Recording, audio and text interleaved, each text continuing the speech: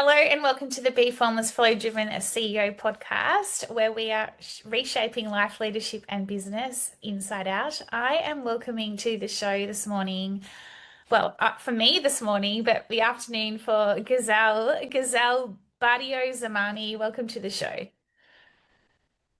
Thank you, Bee. I'm so excited to be talking to you today. Me too, me too. And you are in beautiful New York City with that glistening sun, but you can see the chill. And we were just talking before about the crazy The snowstorm. snow is on the ground. The snow is on the ground. I love the snow. It's my favorite thing. And the best thing about living in the city is someone else shovels your sidewalk and you don't have to drive in the snow. I'm enjoying it thoroughly. Yeah, there's something about cold and just I don't know, like having snow around you. It's one thing in Melbourne we don't have in winter. We don't get that snow. And you were saying you were sledding down in the park in Central Park. I assume Central Park on the weekend. Yeah, actually Riverside Park, right along Oh, the Hudson River. We have oh, the best sledding hill in all of New York City is right outside my door, ah, basically. And we went out during the middle of the storm on Saturday with my son, and there were so many people there. It was so crowded. People had come all the way from Brooklyn, which oh my is like gosh. 45 minutes away by subway, just to go sledding on this hill. There were more adults there than kids. It was great. Yeah, It how was really, really fun. yeah, how fun. You're having the snowstorm, we're having the heat wave. It's quite extreme, isn't it, to think about? Yeah, anyway. Well, let's get into Well, we're it. on opposite sides of the world. I know, but I love that we can connect like this. I haven't said this year, but you're in the past. I'm in the future, but right now we're present. So I quite like that little thought, like I could tell you what's happening in the future. You could tell me what's happening in the past, even though I've been in the past. But here we are. So it's quite nice. But you're the senior vice president and product at Cengage Group, and you've been there relatively like not too long. You started last May, and where you lead product strategy for learning experiences and emerging AI.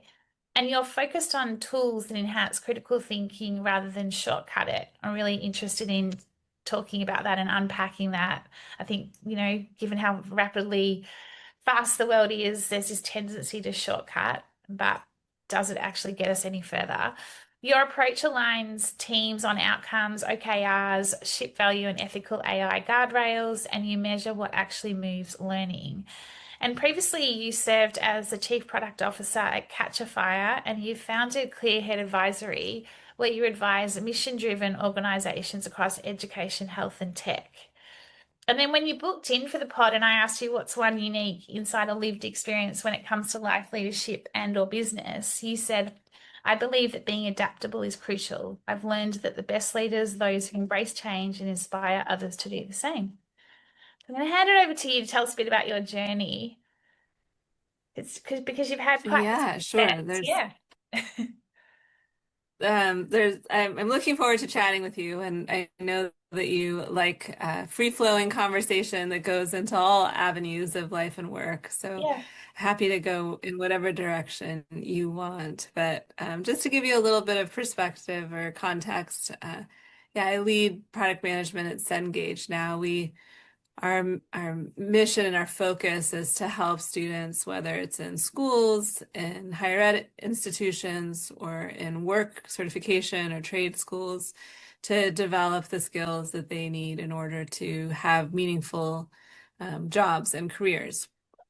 Education is really dear to my heart. It's such an important factor in not only evolving our societies, but driving things like social mobility, economic mobility.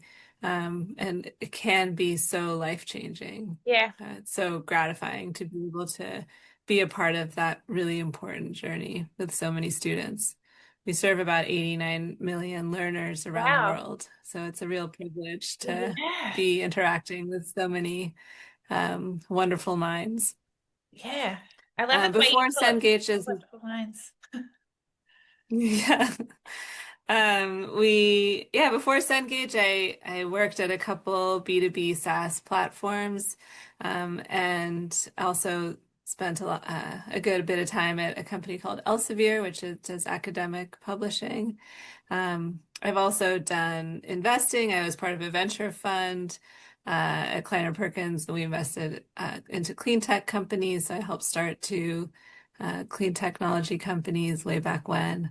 Wow. And before that, I call it kind of in my first life, before my MBA, I spent 8 years at the United Nations doing environmental policy. Wow, you've had quite the So all those, diverse career. Like, yeah, yeah. I was talking to someone last night about, the importance of having multiple interests yeah, and having multiple very different career experiences, and how when you do that, when you're able to go from, government or policy to building digital technology for online marketing, you develop such a capability to bring in different kinds of perspectives. And that ultimately helps you to drive more innovation and be more flexible in your thinking, I couldn't agree which it more. seems like we need more of. I think so too. And I think about that a lot in terms of, like I don't know if you've ever had this in your experience or your career where it's like stay focused in like the niche, or the vertical, And now as, having my own business, and you'll get questions like, well, what's your niche or who's your ICP? And sure, it's to have you it's good to be focused, absolutely, don't get me wrong. But because in from an advertising perspective, and you were asking me pre-show, what I did and my career, and I was telling you, and I worked across so many different sectors.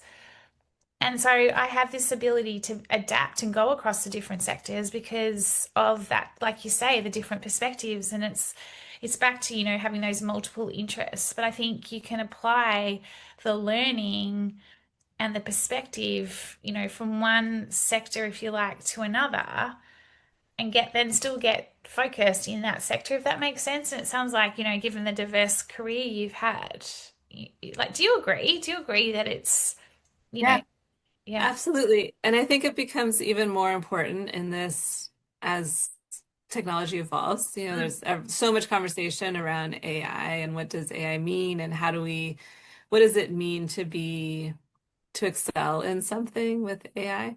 And I think that because there's so much like deep fakes and who knows what you're watching or what you're reading, or even the AI itself often has hallucinations. What becomes really important is that capability to discern yeah, and have good judgment. And the more that we're able to have diverse experiences. And don't get me wrong, when I was doing environmental policy, I became an expert yeah, in sustainable forest management, right?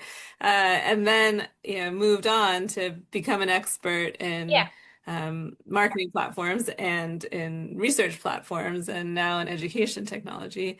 Uh, but being able to see patterns, being able exactly. to have different frameworks for making decisions, then helps us to develop better judgment and ultimately better discernment for, in this world where, there's so much noise that we need to work through.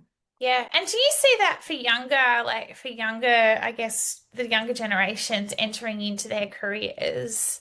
Do you think that's something that they need to learn, or is it something that they are more, open to, coming back to? It's like, for me, it's like the career ladder. Like, it's no longer just one, going up the ladder. It's, I read, and I can never remember the woman's name, but I read this last year, and she talked about the career wall, and like that, like, like a climbing wall as such.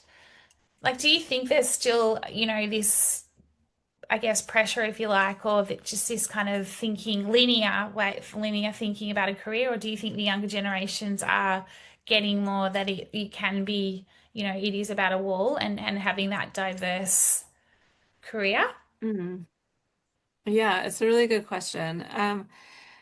Yeah, I think I do spend a lot of time with younger people, both they're my users, and also I do a lot of mentoring and like just trying to understand Yes. uh, how the world is evolving from their perspective. And I think that there's a lot of confusion. People are unsure whether what they need to be learning. I mean, I was speaking to someone the other day who was saying that the university, they were on the board of a university, and their university had ramped up their professors in computer science, expecting that there'd be more and more and more students entering into computer science. And this year, they had, I think, 1/3 of Wow. their normal enrollment in their computer science programs. So, which is surprising because it's surprising to me because, we have AI. It doesn't, and AI can help us code, but it doesn't mean we're going to create less software. Like Yeah. we're going to need more Yeah. software. Yeah. It's just, and then we're going to expect that software to do more. So, but I think that there's a lot of uncertainty and people don't really know. Um, Yeah. Well, so, it's funny you bring that up because I was actually going to ask you, I was going to wait a bit, but I'm going to jump into it because you've actually, it's so funny how these conversations flow. You start talking and then all of a sudden it's like, oh, there they go, or there Gazelle goes. That's the question I had planned. It's like this intuitive drop, if you like. But you're in education, ed tech, etc. And I've had quite a few conversations around the role of education needing to change, and especially when it comes to schools and universities and colleges, in the States, for example. And I'd love your perspective on this because, even hearing that, like, yes, there's a lot of uncertainty, but is it also that, and this is a question as well as an observation, is it that the traditional way of learning is no longer resonating or relating with the generation? So, computer science, for example, is the curriculum, sure, it's evolving, but has it evolved enough for where we are at in terms of consuming learning? And do you know what I mean? Like a guy I spoke to yeah, yeah. recently. Yeah. I, yeah, I hear what you're saying. I actually think that we have always had the best intentions for our students. For the last several decades, we've always, and if you talk to teachers, whether they're school teachers or university teachers, ultimately they want to teach critical thinking. They want their students to learn creativity. They want their students to learn how to collaborate with each other. So we're teaching these. We teach you learn biology and you're learning the facts of biology, but you're also learning about systems. You're learning about how to question, how to develop a hypothesis, test that hypothesis. So you're learning frameworks that you can take with you Mm. anywhere else. And then for all with good intentions, we've like started to layer on all these tests, right? So whether it's in, Yeah. we have standards and we have tests, and so then education has come to be perceived as a little bit transactional. Like we need Yeah. to learn to the test, we need to get this degree so we can get this job, and but the core real value of education is the same, right? We need to teach our students critical thinking. We need to teach our students to have frameworks that they can use to develop good judgment when they're trying to understand a problem and unpack it and find a solution, whether in any field. And that those core skills will continue to be important no matter 100%. how the technology Mm. landscape evolves. Increasingly, it's like, well, I would say it's not enough just to be a computer science major. You need to be a computer science major and a philosophy major, right? Yeah. We need to learn the whole human and understand the whole human, and understanding the whole human will make us better, no I matter love what that. job we It, take. yeah, it's so true. It's so funny that you bring that up, actually, because when I did my university degree, I majored in marketing and HR. And for the first half of my career, I was in advertising marketing. And I wouldn't say I'm in HR now, but I'm in more people, like I'm in more of a people related like career. And it's kind of interesting, isn't it? Because you talk about like, yeah, it's not, it's not one, it's a combination and that whole person or whole body perspective. I love that. I really do relate to it. Tell me a little bit about, critical thinking rather than shortcut it. Coming back to we are like we've got dopamine being thrown at us every 5 seconds in terms of when we get onto our phone, social media, all of that.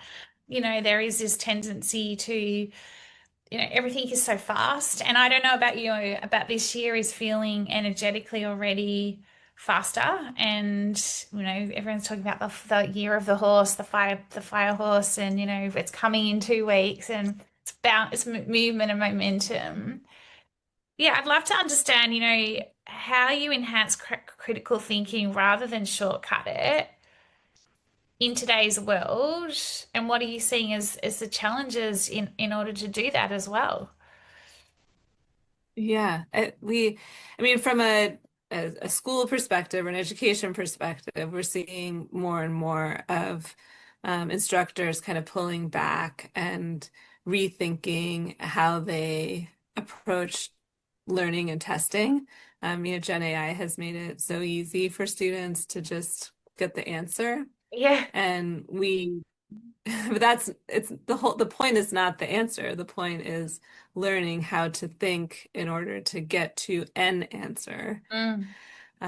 So we are really trying to evolve our courses and our technology platforms to be able to help students through that process of learning, of actually thinking through the problem, because that's what you take away with you, right? Again, like going back to like that biology example, what you might, unless you're planning to become a biologist working in a lab, you don't necessarily need to learn all the details of how mitochondria works, right? But the process of learning about mitochondria and how mitochondria interacts with other aspects of the cell enables you to develop a system perspective. Yeah. And it's that system perspective that's going to help you when you go out into the world and decide to work at a tech company or a sanitation company or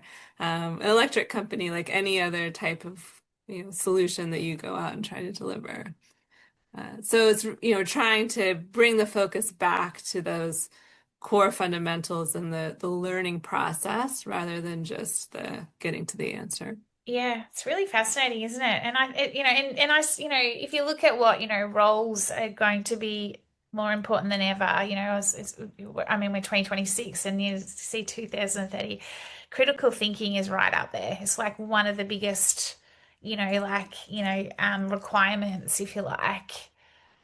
And it comes back to, like you say, Absolutely. thinking through the problem. Because AI, for example, like, it spots the patterns, but it's like, what do you do with it as the human, and how do you pull that apart, and what's the meaning behind it? I was presenting to Melbourne Business School and people doing their MBA the other week. I was talking exactly about that, in terms of the ability to how you collaborate with AI and the role it plays versus a role we play with it.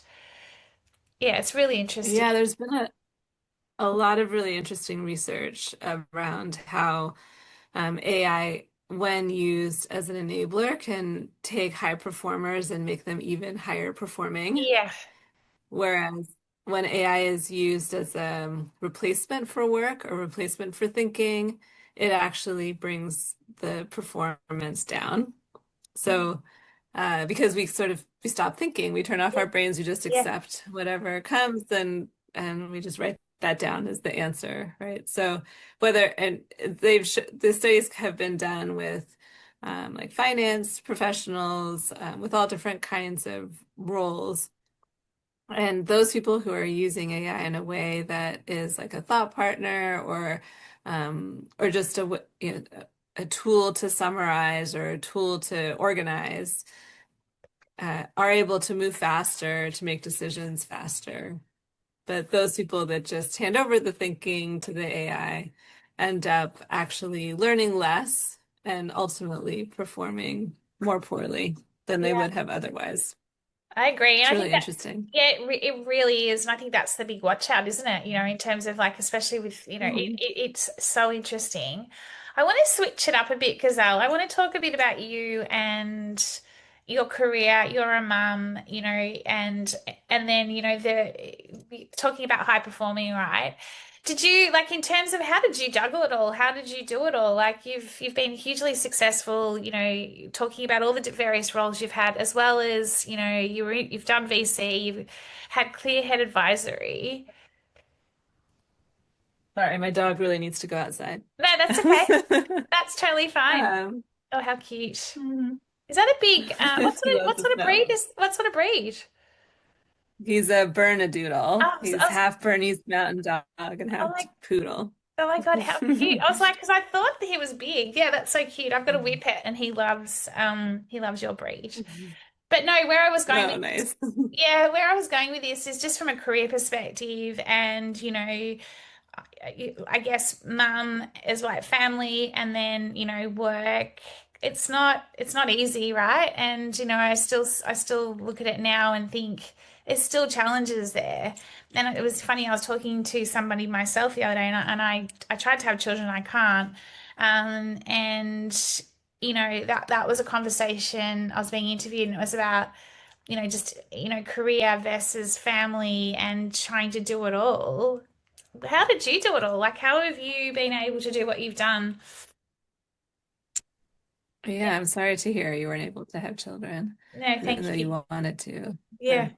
uh, it's been, I mean, you're right. It's not easy. It takes a lot of balancing. The way that I think about it and is I know I can't do everything, so I try to just prioritize and focus on the one thing. So from a parenting perspective, my mom was a stay-at-home mom. She cooked dinner 7 nights a week. Like she was always around at home all the time, obviously. Yeah. And I wanted to I wanted to give that. I felt sad that I couldn't give my son that experience of having his mom with him all the time, especially when they're young. When they get older, like become teenagers, they don't really want you around, but at Whatever. least when they're young, they really, yeah. Yeah, when they're young, they still really like, want to be with you all the time. And I was sad that I couldn't be with him. Yeah. So I just kind of thought about like what was the one thing that I remember the most from my childhood in with respect to my mom, and it was her cooking. And I really appreciated that she cooked dinner for us every night and that we had family dinners. And so that's something I just insist on. Like I cook dinner every night. And so it doesn't matter like what's happening at work or like what's going on in the world, like I will cook dinner.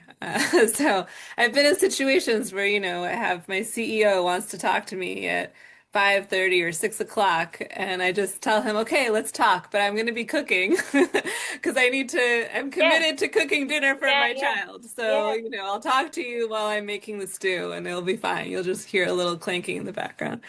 But that's, really sticking to that and focusing on that one thing that Mm. really helps me feel better about, creating an experience that for my son that he'll hopefully appreciate. Yeah. It's so true, And isn't I can't do everything as a parent, but at least I can choose like the one or two things that I think will be most impactful and just focus on that Yeah. and give up on things. That's really it's really beautiful actually because like yeah I've had the opposite. My mum worked, she was always working, but there was always exactly like you're talking about. When we were sick, she stayed home with us. Like or like there was just little things that she was a Mhm. full-time worker, but and I just look now and go, Mum's like, she's like, do you think you missed out on anything? I'm like, absolutely not. Like, we were just, we didn't know any different, but Mum was always there for us Mhm. whenever we needed her. And so, do you think though that in terms of women in leadership today, do you think there's still this, I guess, is it tension? What's the word I'm looking for? This, like, you called out the word balance, and I think balance is really hard in terms of it's not one or the other. Like I thought you were going to say when you said your CEO, quite often calls, and you're like, I thought you were going to say to you tell him that you can't talk right now. But I love that you were like you're integrating work and life because that's the juggle, right? But do you still think that women in leadership, like really senior positions still have that struggle of the ability to, I guess, into like, have the career but also the family. Do you think that's still a big, I guess, challenge in leadership for women? Yeah, I think it will always be a challenge. Um, I think a lot, it's a challenge for a lot of men too. I think Yeah. men want to be increasingly, they want to be home with their families, they want to Mm, be there for their mm, kids. But it's the demands of especially senior executive roles can be a lot. mm. And so what I like that example that I gave to you of cooking is an example of trying to set boundaries and working within constraints to meet my obligations and priorities on both sides. And I think if we have more of those conversations around what's important to you and what's important to the company and how can we make it kind of both work, then we can start to find some compromises that enable women to be productive um, and really highly impactful senior leaders of companies.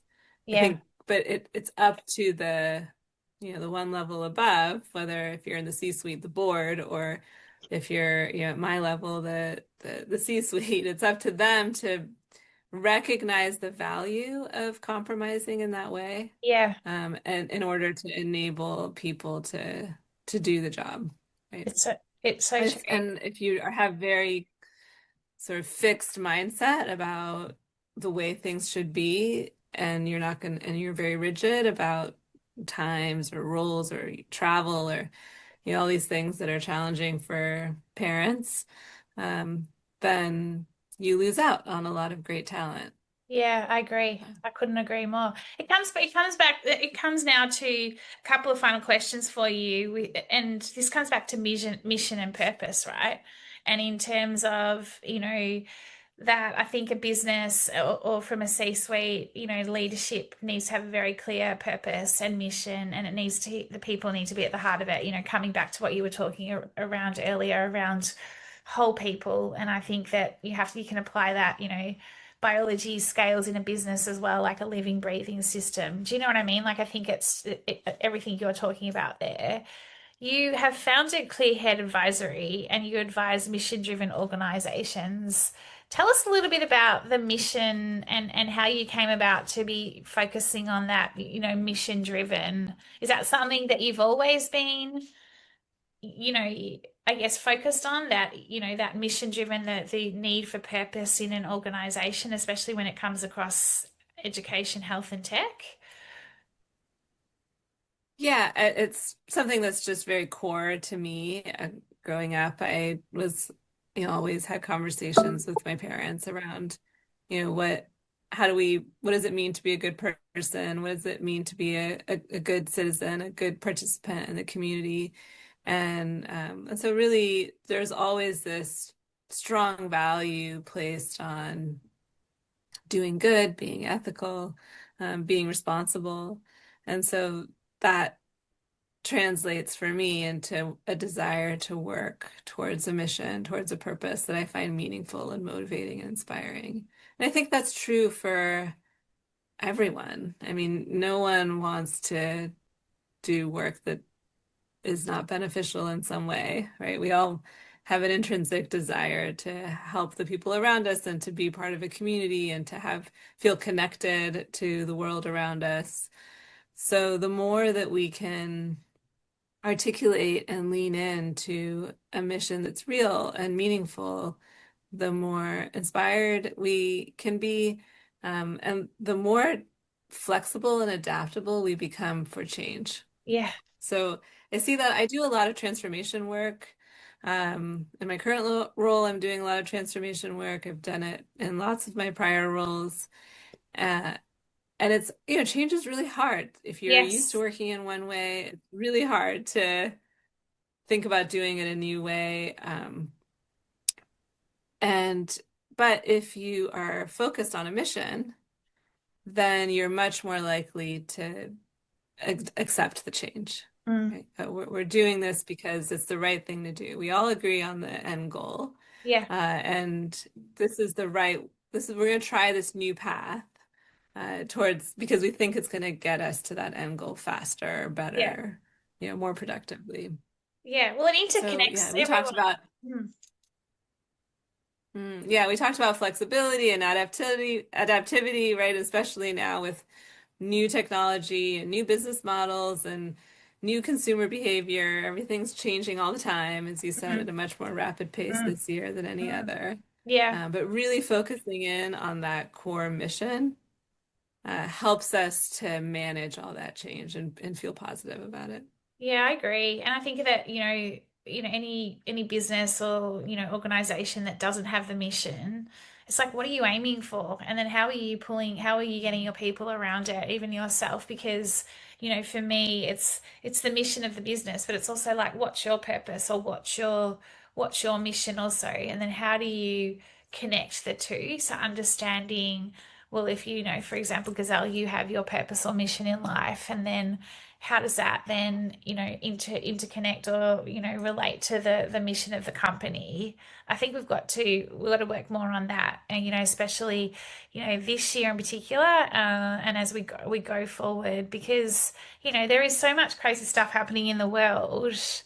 And so how do we unite also, like, not just from a business perspective but from a society as well, to do good and have that impact, because whether we like it or not, change is here. It's not going anywhere. And I have this conversation quite often with businesses and leaders, and we can either resist it and fight it and make it really hard, or we can, like you say, be fluid, adapt, be flexible, and know that we've got a goal. We've got that goal, but it's that ability to be non-linear and in how we get there. And so we might go down this rabbit hole, for example. I shouldn't say rabbit hole, but this direction.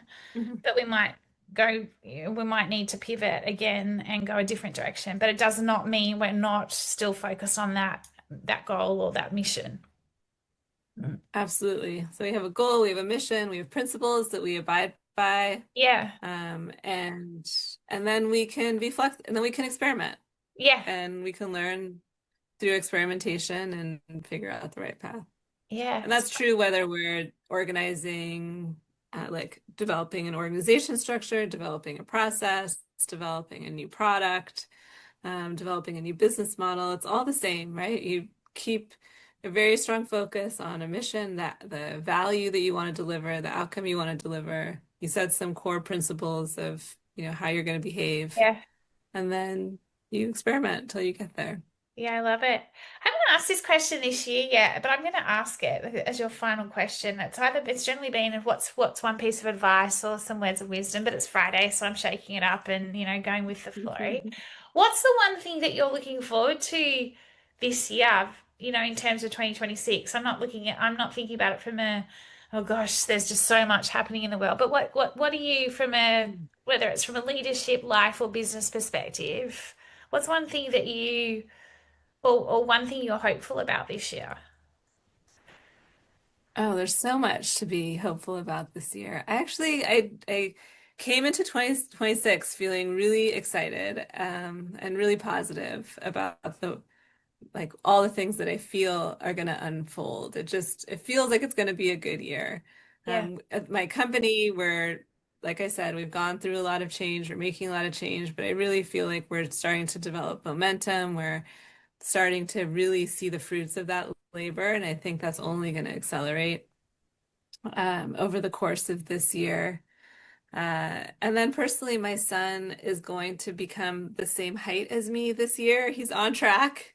So that I'm really excited about too. how old is Seeing he? him sort of he's 10. Oh, how cute. And yeah, but he's just like half an inch shorter than me Oh, now. So that's so cute. I'm sure that this year he will Yeah, surpass me in yeah, height, that's cool. Yeah. which will be tremendous. I love it. It's the little things at times, isn't it? It's those like little things that are so important, just to remind us, to pull us back into the present moment as well. Like, just rather than, we've talked a lot about a lot and goals and, missions, but then it comes right back to at the core of, what is those little, like like it's a big thing because it's your height and your sun, but it's also just a really nice present thing as well. And I think that it's a great way to end the show because I think it's a good reminder for us all that, we can focus on all this stuff and be hopeful about so many things. And I agree with you, 2026 does feel like that, just different. I think everyone was a bit over 2025 or what did someone say to me Yeah. yesterday? The first half of the 20s, the first half of the 20s, like in terms of now we're in the Mm, second. And I was like, that's a mm, great insight. I hadn't thought about it that way. Um, mm. and so, yeah. So, Gazelle, thank you so much for coming on the show. I've really thoroughly enjoyed connecting with you. It's been truly just a really good chat. So I do appreciate it. How do we find out more about Cengage? How do we find out more about Clearhead Advisory and, of course, yourself? Oh, that's so kind. I've really enjoyed speaking with you today, too, Bee. You're so fun to talk to. So Oh, thank we you. should do this more and more all the Yeah, time. Um, I'm up for it. uh, Cengage, we have a website. You can find us online, and if you're an instructor, whether at a school or a higher ed institution or at a trade school, we have lots of ways to connect. So, if all else fails, LinkedIn is a good way. So you can always just start there, and I can help redirect. Amazing. And the same with Clearhead Advisory. LinkedIn is the way to go. Yeah. I love the name, by the way, Clearhead Advisory. I have a view. Like, quickly, how did you come up with Clearhead? Like, what's the background behind it? Is it quite simply just having a clear head when it comes to a mission? Excuse me. Yeah, I think a lot of times we get wrapped, there's so much noise, and we get wrapped up in how we're feeling about something, how other people are feeling about things, sort of past experience that kind of is starting to cloud our perspective of the future. And but the best decisions are those that are made with a clear head. So we have to maybe take some deep breaths, put all of that aside, see them as facts. Uh, I really try to, when things happen, just see it as a fact rather than place some Mm, sort of judgment on it, yeah. right? So just see all the things that came before as a fact, see all these emotions that other people have around you as just facts. And then with that clear head, you can decide your next move. Yeah, I And love it. usually you'll make much better decisions that way. Yeah, so good. There's some advice as well. No, I love it. Thank you so much, Gazelle. It's been, yeah, really loved our chat and have a wonderful evening and hopefully you get to do some more sledding. There's all these people that don't want the Yeah, next snowstorm, but I'm hoping there comes another one for you so you can go sledding. And then I I'm appreciate hitting that. the beach later today. So, like it's such an Oh. extreme. I'm so glad to hear that you get to do that too. So Yeah. in 6 months, we'll switch. Yeah. Thank you. Take care. Thank you.